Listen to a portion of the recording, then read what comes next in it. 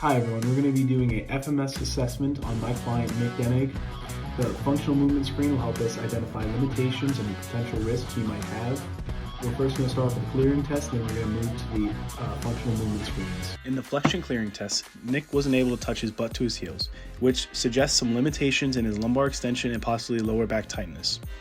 The extension clearing test, there were no major red flags. After that, we moved into the shoulder clearing test. He had no pain, so we were able to move into the shoulder screening.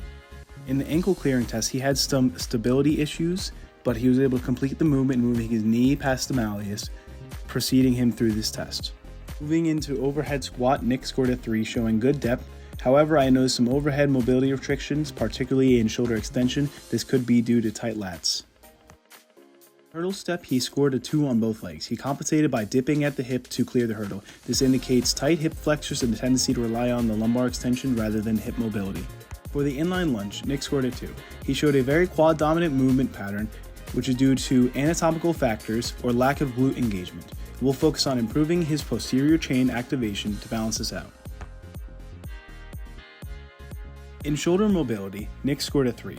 He is within one hand's length of the client, but the shoulder mobility was more limited on the right side, comparing 16 centimeters to 10 centimeters when you look at the clips. For the active straight leg raise, he scored a 2. He reached the patella, but showed tight hamstring. When slightly bending his leg, he could achieve a 3, indicating flexibility restrictions.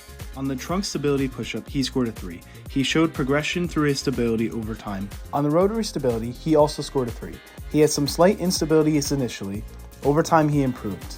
Nick's total score was a 18 on the FMS score, which is a great result.